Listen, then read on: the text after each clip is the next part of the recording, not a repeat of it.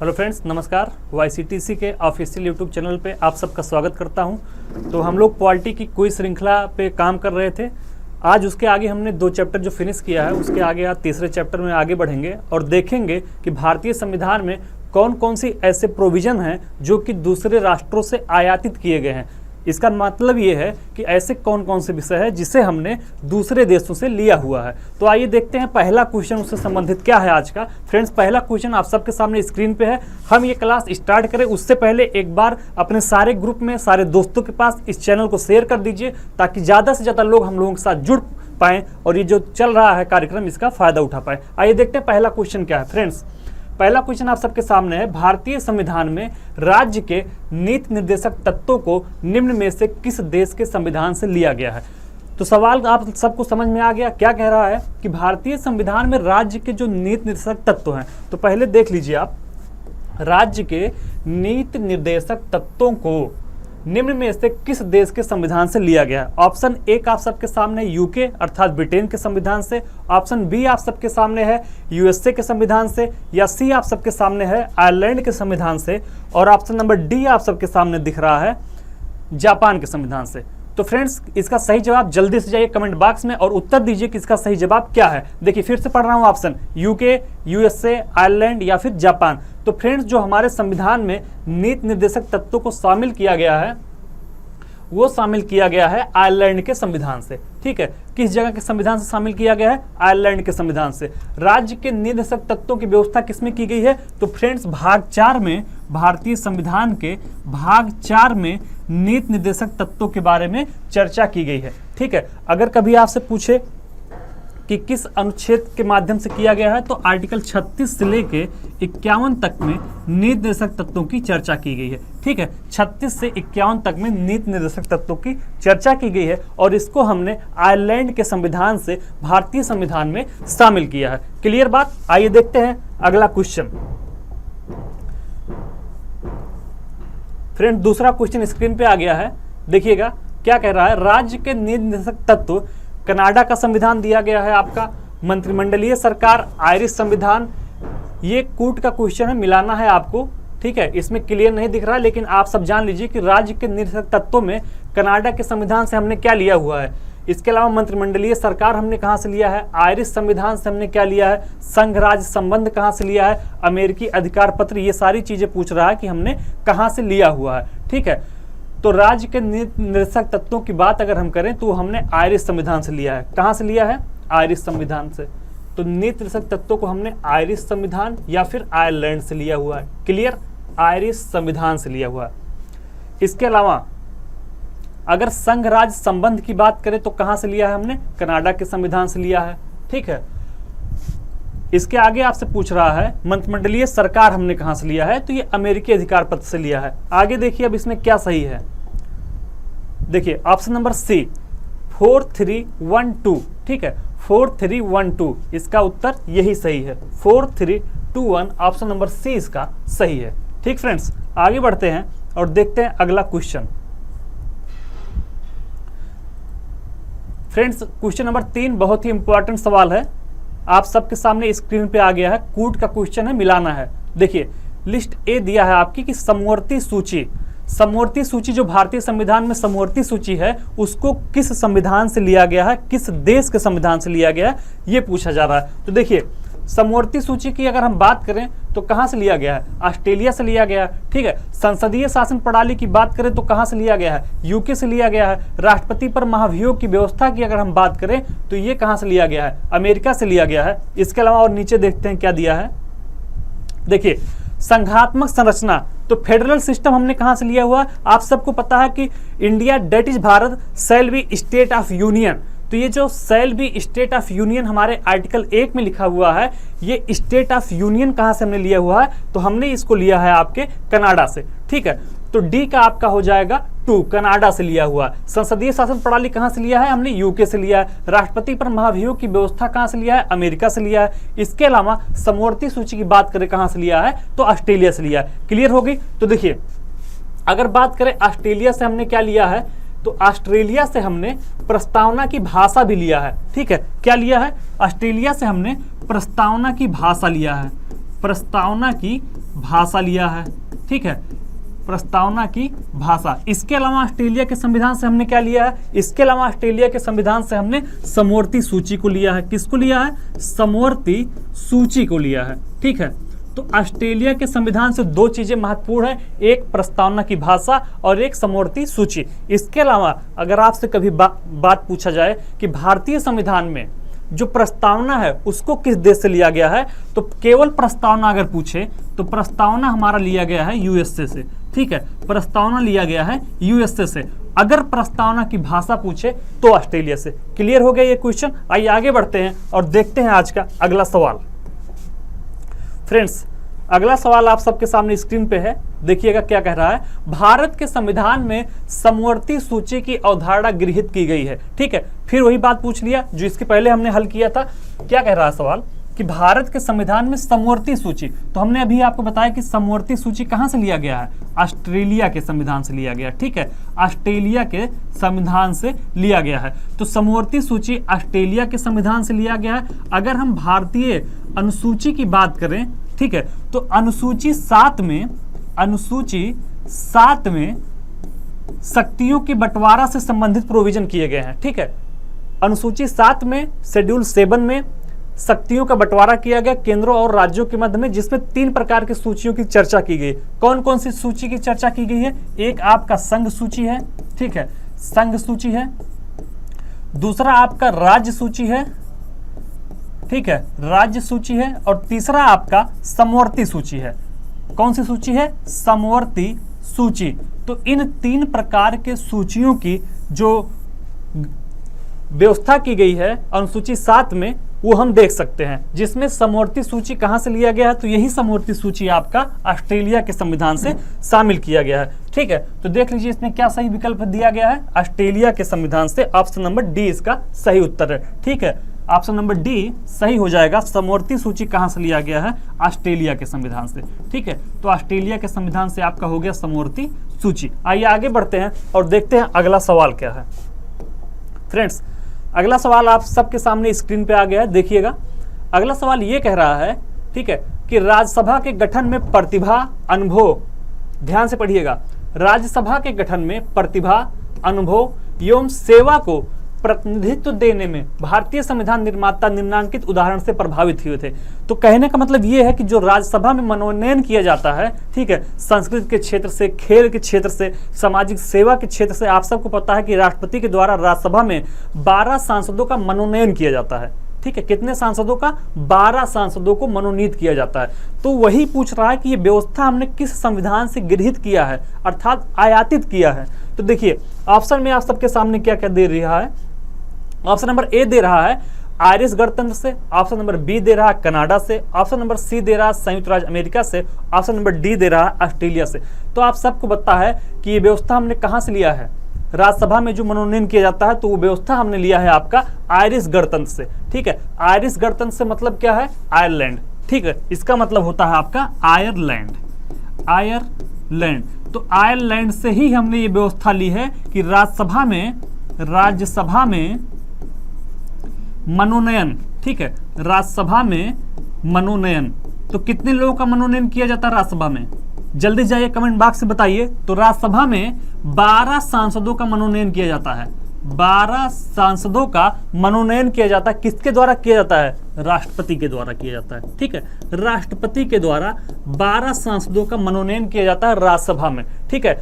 ये व्यवस्था हमने कहां से लिया है, आयरलैंड से। इसके अलावा अगर कभी पूछे कि नीति निर्देशक तत्वों को कहां से लिया गया है, तो नीति निर्देशक तत्व, जिसको हम इंग्लिश में कहते हैं डीपीएसपी, ठीक है, तो इस डीपीएसपी को हमने कहां से लिया है, इसको भी हमने आयरलैंड से लिया हुआ। तो आयरलैंड से 2 महत्वपूर्ण चीजें मिल गई आपको। क्या क्या मिला आयरलैंड से, आयरलैंड से आपको मिला एक राज्यसभा में मनोनयन और दूसरा आपको मिला नीति निर्देशक तत्व, ठीक है। तो ये दोनों चीजें हमने आयरलैंड से ग्रहण किया। अब आइए आगे देखते हैं कि अगला क्वेश्चन क्या कह रहा है। फ्रेंड्स, अगला क्वेश्चन आपकी स्क्रीन पे आ गया है, देखिए क्वेश्चन नंबर 6 क्या कह रहा है कि भारतीय संविधान में सन्निहित मूल अधिकारों की अवधारणा। देखिएगा मूल अधिकार कह रहा है हमने कहां से लिया है, ठीक है, भारतीय संविधान में सन्निहित मूल अधिकारों की अवधारणा किस देश के संविधान से ग्रहण की गई है। कहां पूछा यह सवाल, यूपीए, यूडीए, एलडीए की एग्जाम में पूछा है, यूपी आरओ, एआरओ की एग्जाम में पूछा 2014 में। तो महत्वपूर्ण सवाल है कि भारतीय संविधान में मूल अधिकार किस देश से लिए गए, फ्रांस से, ब्रिटेन से या फिर संयुक्त राज्य अमेरिका से। तो आप सबको पता होगा कि जो मूल अधिकार है वो हमने कहां से लिया हुआ, संयुक्त राज्य अमेरिका से लिया हुआ। तो अमेरिका से और ऐसी कौन कौन सी महत्वपूर्ण चीजें हमने ग्रहण की है उसको भी देख लेते हैं। पहला तो हो गया आपका कि अमेरिका के संविधान से हमने एक तो मूल अधिकार लिया हुआ, ठीक है। अगर कभी पूछे कि मूल अधिकार भारतीय संविधान में किस भाग में है, तो मूल अधिकार भाग 3 में दिए गए हैं, ठीक है। किस में दिए गए हैं, भाग 3 में। तो संयुक्त राज्य अमेरिका से हमने मूल अधिकार लिया है जो कि भारतीय संविधान के भाग 3 में वर्णित है। किस अनुच्छेद में अगर पूछ ले तो अनुच्छेद आपका है आर्टिकल 12 से 35 तक में, ठीक है। आर्टिकल 12 से 35 तक में मूल अधिकारों की चर्चा की गई है भारतीय संविधान में भाग 3 के अंतर्गत, और हमने कहां से लिया है, संयुक्त राज्य अमेरिका से लिया। इसके अलावा एक महत्वपूर्ण चीज जो एग्जाम में पूछी जाती है, अमेरिका से ही ली गई है भारतीय संविधान में, उसका नाम है न्यायिक पुनरावलोकन, ठीक है। न्यायिक पुनरावलोकन, ये व्यवस्था हमने कहां से ली है, तो न्यायिक पुनरावलोकन की जो व्यवस्था ली गई है वो भी अमेरिका के संविधान से ली गई है। तो एक तो हो गया मूल अधिकार और दूसरा हो गया न्यायिक पुनरावलोकन। इसके अलावा आप जानते होंगे कि जो भारत के राष्ट्रपति होते हैं वो तीनों सेनाओं के सर्वोच्च कमांडर होते हैं। तो ये जो भारतीय राष्ट्रपति को तीनों सेनाओं का सर्वोच्च कमांडर बनाया गया है, इसको हमने कहां से लिया है, तो ये व्यवस्था भी अमेरिकी संविधान से ली गई है, ठीक है। तो अमेरिकी संविधान से क्या क्या लिया गया है, पहला तो मूल अधिकार हो गया, इसके अलावा न्यायिक पुनरावलोकन हो गया, इसके अलावा भारतीय संविधान की जो प्रस्तावना है, तो प्रस्तावना भी हमने कहां से लिया है, अमेरिका के संविधान से लिया है। तो प्रस्तावना अमेरिका के संविधान से हो गया, न्यायिक पुनरावलोकन हो गया, मूल अधिकार हो गया, ये सारी चीजें हमने कहां से लिया हुआ है, अमेरिकी संविधान से। आइए आगे बढ़ते हैं और देखते हैं अगला क्वेश्चन। तो फ्रेंड्स क्वेश्चन नंबर 7 आप सबके सामने स्क्रीन पे आ गया है। देखिए क्या कह रहा है, भारतीय संविधान में मौलिक कर्तव्यों का विचार लिया गया है। पूछ रहा है कि भारतीय संविधान में मौलिक कर्तव्यों का विचार किस देश के संविधान से लिया गया है, ठीक है। सवाल समझ में आ गया, सवाल क्या कह रहा है, देखिए ध्यान से, कि जो मौलिक अधिकार लिया गया है भारतीय संविधान में, मौलिक अधिकार, उसका विचार किस जगह से लिया गया है, किस देश के संविधान से लिया गया है। तो आप सबको पता होगा कि मौलिक कर्तव्यों का विचार हमने कहां से लिया है, रूस के संविधान से लिया है, ठीक है। रूस के संविधान से लिया, जिसको पहले कहते थे यूएसएसआर। अगर कहीं आपको मिल जाए कि यूएसएसआर के संविधान से लिया गया है तो ये भी सही होगा, ठीक है। और अगर मिल जाए कि रूस के संविधान से लिया है तो ये भी सही होगा। अब देखते हैं कि इसके अलावा ये जो मौलिक अधिकार शामिल किया गया, इसको कब शामिल किया गया। तो आप सबको पता होगा कि 42वां संविधान संशोधन, किसके द्वारा, 42वां संविधान संशोधन। तो 42वां संविधान संशोधन 1976 के माध्यम से, किस सन में, 1976 के माध्यम से मौलिक कर्तव्यों को भारतीय संविधान में शामिल किया गया था, ठीक है। किस भाग में शामिल किया गया इसको, तो भाग 4 का के अंतर्गत इसको शामिल किया गया है, अनुच्छेद 51 का में, ठीक है। अनुच्छेद 51 का में शामिल किया गया। तो अगर आपसे पूछे कि मौलिक कर्तव्यों को भारतीय संविधान में कहां से ग्रहण किया गया है, तो मौलिक कर्तव्यों को भारतीय संविधान में रूस के संविधान से ग्रहण किया गया है।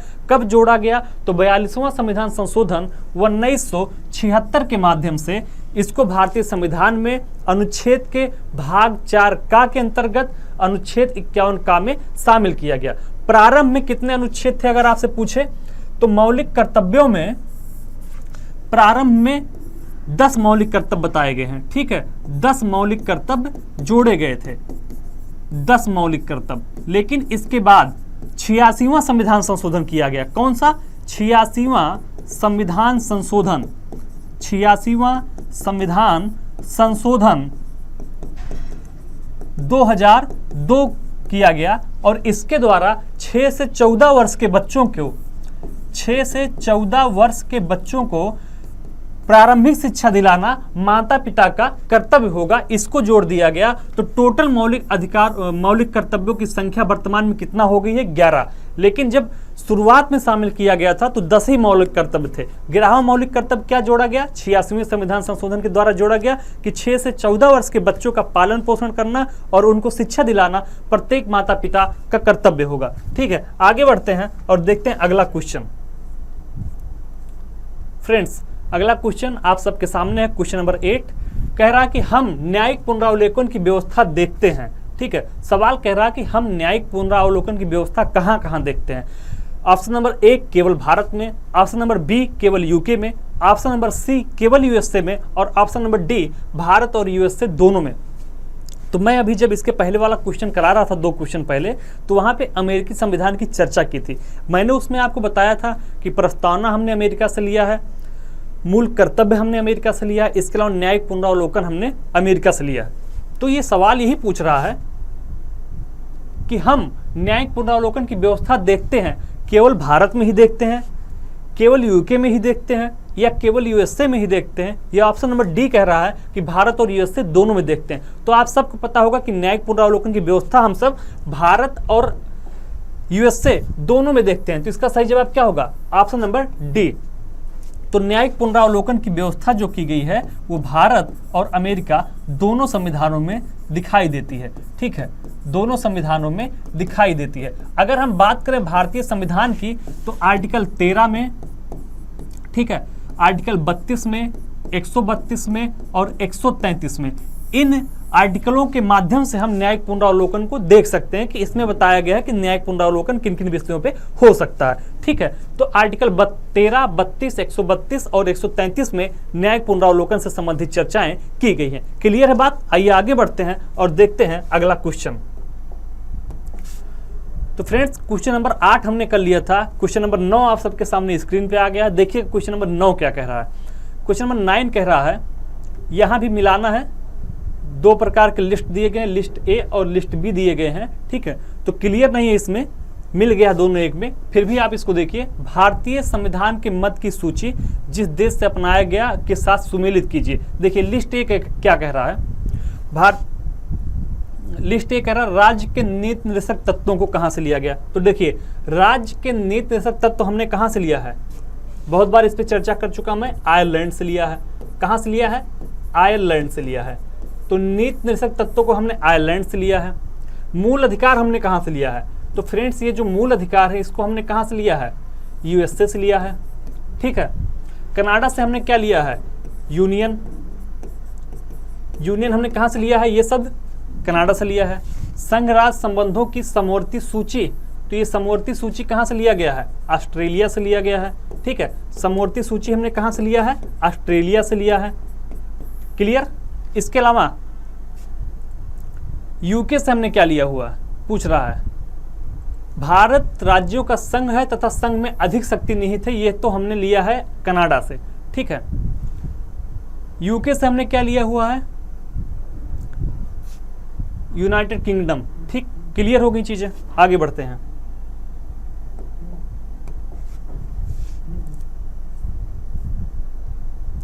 फ्रेंड्स, अगला क्वेश्चन आप सबके सामने आ गया है। ठीक है, देखिए क्या कह रहा है। असर्टेन और रीजन का क्वेश्चन है। एक कह रहा है, कथन एक कह रहा है कि भारत का संविधान सबसे अधिक लंबा हो गया। तो जाहिर सी बात है कि भारत का संविधान बहुत अधिक लंबा हो गया है, आप सबको पता है। कारण क्या है कि मौलिक अधिकारों का अध्याय अमेरिकी संविधान के मॉडल से लिया गया। तो ये जो आर लिखा गया, ये लिखा तो सही गया है, कारण कि मौलिक अधिकारों का अध्याय अमेरिकन संविधान के मॉडल से लिया गया है। ठीक है, मौलिक अधिकार जो हमने लिया है वो अमेरिका से लिया गया है, ये भी बात सही है, और भारत का संविधान सबसे अधिक लंबा हो गया, ये भी बात सही है। लेकिन अगर इसके कारण की व्याख्या देखें तो ये व्याख्या सही नहीं हो पा रही कि मौलिक अधिकारों का अध्याय अमेरिका से लिया गया है इसीलिए भारतीय संविधान लंबा हो गया, बल्कि भारतीय संविधान में जो भी प्रोविजन किए गए हैं वो ना लचीला है ना अधिक कठोर है। तो इस वजह से भारतीय संविधान में सारे देशों से 1935 के अधिनियम से हमने लिया है, अमेरिका से लिया है, यूएसए से लिया है, कनाडा से लिया है, ऑस्ट्रेलिया से लिया है, जापान से लिया है, ठीक है, दक्षिण अफ्रीका से लिया संविधान संशोधन की प्रक्रिया। तो इन सारी चीज़ों को अलग अलग देशों के लेने की वजह से हमारा संविधान लंबा हो गया, ना कि केवल अमेरिका के मौलिक अधिकारों की वजह से। ठीक है, तो देखिए उत्तर क्या कह रहा है, ए तथा आर दोनों सही हैं और सही व्याख्या करता, तो ये गलत है। ए और आर दोनों सही लेकिन सही व्याख्या नहीं करता, तो ऑप्शन नंबर बी इसका सही हो जाएगा। क्या सही हो जाएगा कि ए आर दोनों सही हैं लेकिन सही व्याख्या नहीं है। ओके, आगे बढ़ते हैं और देखते हैं अगला क्वेश्चन। फ्रेंड्स, अगला क्वेश्चन आपका स्क्रीन पे आ गया है। देखिए क्वेश्चन नंबर 11 क्या कह रहा है कि भारत में न्यायिक पुनरीक्षण क्षेत्र सीमित है। क्या कह रहा है, भारत में न्यायिक पुनरीक्षण क्षेत्र सीमित है। ठीक है। दूसरा कह रहा है कि भारतीय संविधान उधार की वस्तुओं से भरा थैला है। ठीक है, कारण ये कह रहा है। देखिए फिर क्या दे रहा है विकल्प, कह रहा है कि ए आर दोनों सही है और आर ए की सही व्याख्या करता है। फिर कह रहा है कि ए तथा आर दोनों सही है किंतु आर ए की सही व्याख्या नहीं करता है। तो इसका ऑप्शन नंबर जो बी है कि ए और आर दोनों सही हैं किंतु आर ए की सही व्याख्या नहीं करता, यही सही है। क्यों सही है पहले ये देख लीजिए। देखिए आपका कह रहा क्या क्वेश्चन आपका ये कह रहा है कि भारत में न्यायिक पुनरीक्षण का क्षेत्र जो है वो सीमित है। तो ऐसे कौन कौन से प्रोविजन किए गए हैं कि क्षेत्र सीमित है। देखिए आपके संविधान में एक तो अनुसूची 7 की व्यवस्था की गई है। ठीक है, अनुसूची 9 की व्यवस्था की गई है। इसको मैंने याद कराया है कई बार कि नो अमेंडमेंट। ठीक है, इसमें ऐसे विषय रखे गए हैं कि जिसमें संशोधन नहीं किया सकता है या न्यायपालिका जिसका रिव्यू नहीं कर सकती है, जिसका पुनरीक्षण नहीं कर सकती है, वैसे चीजों को कहा रखा गया अनुसूची 7 में। देखिए पहले ये जान लीजिए कि न्यायिक पुनरीक्षण होता क्या है। जो भी विधायिका के द्वारा जो भी कानून बनाए जा रहे हैं या कार्यपालिका के द्वारा अगर कोई आदेश पारित किया जा रहा है तो उसका पुनरीक्षण करना, उसका रिव्यू करना ही क्या कहलाता है, न्यायिक पुनरीक्षण। तो जो भी कानून विधायिका बना रही है वो सुसंगत है या नहीं है, इसी को देखने के लिए जो रिव्यू किया जाता है उसी को कहते हैं न्यायिक पुनरीक्षण, जो कि सुप्रीम कोर्ट के द्वारा या फिर हाई कोर्ट के द्वारा किया जाता है। अगर राज्य सरकार की बात आती है तो हाई कोर्ट भी कर लेता है, बाकी सुप्रीम कोर्ट के द्वारा किया जाता है। ठीक है, तो ये जो अनुसूची 9 है उसमें कहा गया नो अमेंडमेंट। तो इसमें पहले शुरुआत में जब पहला संशोधन किया गया था संविधान का तो उसके द्वारा अनुसूची 9 को जोड़ा गया था। अनुसूची 9 को कब जोड़ा गया था, पहले संविधान संशोधन के द्वारा। ठीक है, तो पहले संविधान संशोधन द्वारा जोड़ा गया और इसमें ऐसे विषय शामिल किए गए जिसपे न्यायपालिका विचार नहीं कर सकती थी। बाद में इसमें संशोधन किया गया 2006 में और ये व्यवस्था की गई कि 1976 के बाद जो विधियां बनी हैं, 1976 के बाद जो विधियां बनी हैं उस पर न्यायपालिका रिव्यू कर सकता है। ठीक है, पुनरीक्षण कर सकता है, लेकिन 1976 के पहले जो विधियां बनी हैं उस पर न्यायपालिका कोई प्रश्न नहीं उठा सकता। तो इसका मतलब क्या हुआ कि क्षेत्र सीमित हो गया ना, कि 1976 के पहले वाले पे आप उंगली नहीं उठा सकते हैं। ठीक है, तो क्लियर हो गई चीजें। आइए आगे बढ़ते हैं और देखते हैं नेक्स्ट क्वेश्चन क्या है।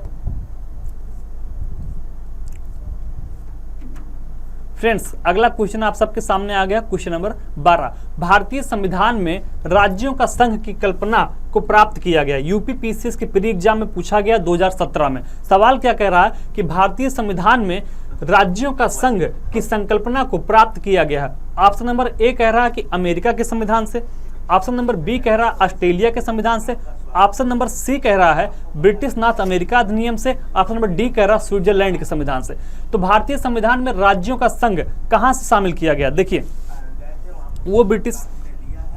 फ्रेंड्स अगला टॉपिक है राष्ट्रीय प्रतीक। तो आइए देखते हैं कि राष्ट्रीय प्रतीकों से संबंधित कौन कौन से सवाल पॉलिटी में बन सकते हैं, जो कि स्टेट पीसीएस के एग्जाम में और संघ लोक सेवा आयोग में या किसी और भी अधीनस्थ सेवा आयोगों में ये सवाल पूछे गए हैं। तो देखते हैं ऐसे कौन कौन से सवाल राष्ट्रीय प्रतीकों से बन सकते हैं, उसको देखते हैं। इसके पहले अभी हमने जो अलग देशों से हमने संविधान में ग्रहण किया हुआ, चाहे वो अमेरिका हो, चाहे यूएसए हो, यूएसआर हो, या फिर आपका कनाडा हो या ऑस्ट्रेलिया हो, ये सारी चीज़ें हमने देख लिया कि किस जगह के संविधान से कौन सी चीज़ें भारतीय संविधान में ली गई हैं। अब देखते हैं राष्ट्रीय प्रतीकों के बारे में। पहला सवाल आप सबके सामने स्क्रीन पे है। भारत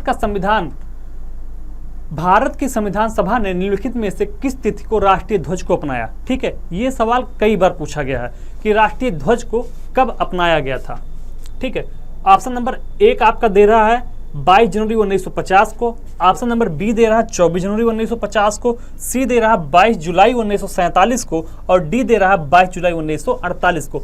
तो फ्रेंड्स राष्ट्रीय ध्वज कब अपनाया गया था, देखिए ये बहुत इंपॉर्टेंट सवाल है कि भारत का राष्ट्रीय ध्वज कब अपनाया गया था। तो भारत का राष्ट्रीय ध्वज 22 जुलाई, ठीक है, 22 जुलाई 1947 को भारत का राष्ट्रीय ध्वज अपनाया गया था। ठीक है, राष्ट्रीय ध्वज अपनाया गया था। अगर कभी पूछ ले कि इसकी लंबाई और चौड़ाई का अनुपात कितना होता है, फ्रेंड्स इसकी लंबाई और चौड़ाई का अनुपात अगर आपसे पूछ ले कि कितना होता है, तो इसकी लंबाई और चौड़ाई का अनुपात हमेशा 3:2 ही रखा जाता है। ठीक है, 3:2 रखा जाता है। तो जो भारत का राष्ट्रीय ध्वज है, जिसको हम तिरंगा के नाम से जानते हैं, उसकी लंबाई और चौड़ाई का अनुपात 3:2 का है। ठीक है, और बीच में जो चक्र पाया जाता है उसमें अगर तीलियों की संख्या की बात करें हम, तो टोटल कितनी तीलियां पाई जाती हैं? 24 तीलियां पाई जाती हैं। ये भी सवाल एग्जाम में पूछा गया कि राष्ट्रीय ध्वज में तीलियों की संख्या कितनी है। अगर आपसे कभी पूछे कि राष्ट्रीय ध्वज में तीलियों की संख्या कितनी है, तो 24 है। लंबाई और चौड़ाई का अनुपात कितना होता है? तो 3:2 होता है। ठीक है, क्लियर? आइए आगे बढ़ते हैं और देखते हैं अगला सवाल।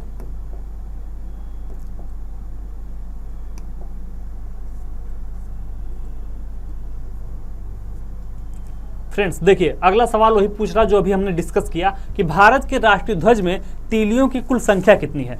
मतलब भारत का जो तिरंगा है, जो हमारा राष्ट्रीय ध्वज है, उसमें तीलियों की संख्या कितनी है। तो आप सबको पता होगा कि भारत के ध्वज में तीलियों की संख्या कितनी है? 24 है। तो टोटल तीलियों की संख्या कितनी हो जाती है? 24 हो जाती है। नेक्स्ट क्वेश्चन बढ़ते हैं। देखिए, नेक्स्ट क्वेश्चन आप सबके सामने है, भारतीय राष्ट्रीय ध्वज में चक्र किसका प्रतीक है? बहुत ही महत्वपूर्ण सवाल है।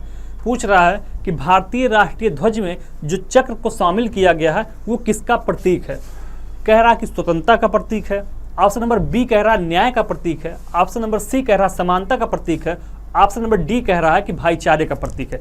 तो भारतीय संविधान में, भारतीय तिरंगे में जो तीलियां शामिल की गई हैं, जो चक्र शामिल किया गया है, वो किसका प्रतीक है? अगर आपसे कभी पूछे तो चक्र हमारा न्याय का प्रतीक है। किसका प्रतीक है? न्याय का प्रतीक है। ठीक है, अगर आपसे पूछे कि चक्र किसका प्रतीक है, तो हमेशा बताइएगा कि भारतीय तिरंगे में जो चक्र बना हुआ है वो न्याय का प्रतीक है। कहाँ पूछा गया है? तो उत्तराखंड पीसीएस प्री में यह सवाल पूछा हुआ है। आगे बढ़ते हैं और देखते हैं नेक्स्ट क्वेश्चन। फ्रेंड्स, अगला सवाल क्या कह रहा है कि भारत का राष्ट्रीय पक्षी कौन है? ठीक है, अगला सवाल क्या कह रहा है कि भारत का राष्ट्रीय पक्षी कौन है? उत्तराखंड की यूडीए एलडीए सवाल में पूछा गया है। दे रहा आपका मोर है, बत्तख है, तोता है या फिर कबूतर है। तो आप सबको पता होगा कि भारत का राष्ट्रीय पक्षी क्या है? मोर है। ठीक है, ये तो सबको पता है कि भारत का राष्ट्रीय पक्षी मोर है। ये बच्चे बच्चे को पता, लेकिन कब घोषित किया गया, इंपॉर्टेंट ये है। तो देखिए, भारत का राष्ट्रीय पक्षी मोर होगा, ये 26 जनवरी 1950 को इसकी घोषणा की गई थी। ठीक है, 26 जनवरी 1950 को यह घोषित किया गया कि भारत का राष्ट्रीय पक्षी क्या होगा? मोर होगा। क्लियर हो गई चीजें? तो भारत का राष्ट्रीय पक्षी मोर है और ये घोषणा हमने कब किया था? 26 जनवरी 1950 को। आइए आगे बढ़ते हैं और देखते हैं अगला क्वेश्चन। फ्रेंड्स, अगला क्वेश्चन नंबर 5 आप सबके सामने कि भारत का राष्ट्रीय पशु क्या है। उत्तराखंड पीसीएस में ये एग्जाम पूछा गया है, यूडीए एलडीए में पूछा गया है कि भारत का राष्ट्रीय पशु है हिरण है, हाथी है, या फिर आपका टाइगर है, या फिर शेर है। ठीक है, तो राष्ट्रीय पशु क्या है? आप सबको पता होगा कि भारत का राष्ट्रीय पशु हो टाइगर या फिर बाघ है। ठीक है, टाइगर या बाघ है। इससे इंपॉर्टेंट एक फैक्ट है जिसको याद कर लीजिए कि 29 जुलाई को प्रतिवर्ष 29 जुलाई को क्या मनाया जाता है? बाघ दिवस मनाया जाता है। ठीक है, प्रतिवर्ष 29 जुलाई को आपका बाघ दिवस मनाया जाता है। ठीक है, 29 अगस्त को क्या मनाया जाता है? 29 अगस्त को क्या मनाया जाता है? 29 अगस्त को आपको राष्ट्रीय खेल दिवस मनाते हैं। ठीक है, राष्ट्रीय खेल दिवस। तो फ्रेंड्स, 29 अगस्त को राष्ट्रीय खेल दिवस मनाया जाता है। इस दिन मेजर ध्यानचंद जी की जयंती मनाई जाती है। ठीक है, मेजर ध्यानचंद की जयंती है, जिनको हॉकी का जादूगर कहा जाता है। ये हॉकी प्लेयर थे। तो इन्हीं के जन्म दिवस को राष्ट्रीय खेल दिवस के रूप में मनाया जाता है। 29 जुलाई को बाघ दिवस के रूप में मनाया जाता है। ठीक है, बाघ दिवस के रूप में मनाया जाता है। आगे बढ़ते हैं और देखते हैं नेक्स्ट क्वेश्चन। फ्रेंड्स, अगला क्वेश्चन नंबर 6 आप सबके सामने है। भारत द्वारा राजकीय चिन्ह कब अंगीकृत किया गया था? ठीक है, तो कब किया गया था? जो राजकीय चिन्ह हमारा है अशोक स्तंभ, उसको कब लिया गया, कहां से लिया गया? तो ये हमने सारनाथ के अशोक स्तंभ से ग्रहण किया है। क्लियर है? इसके अलावा कब लिया गया? तो 26 जनवरी 1950 को लिया गया। तो ये जो सवाल है आपका कि भारत शासन द्वारा राजकीय चिन्ह कब से अंगीकृत किया गया, तो इसका सही जवाब होगा 26 जनवरी 1950 से इसको हमने ग्रहण किया है या फिर अंगीकृत किया है। आइए आगे बढ़ते हैं और देखते हैं नेक्स्ट क्वेश्चन क्या है।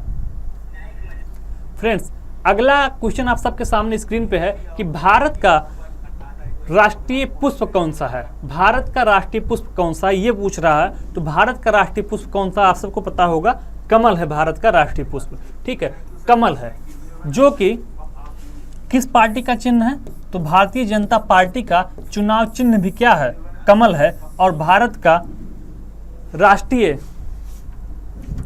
जो पुष्प है वो भी क्या है, कमल है। आगे बढ़ते हैं और देखते हैं नेक्स्ट क्वेश्चन।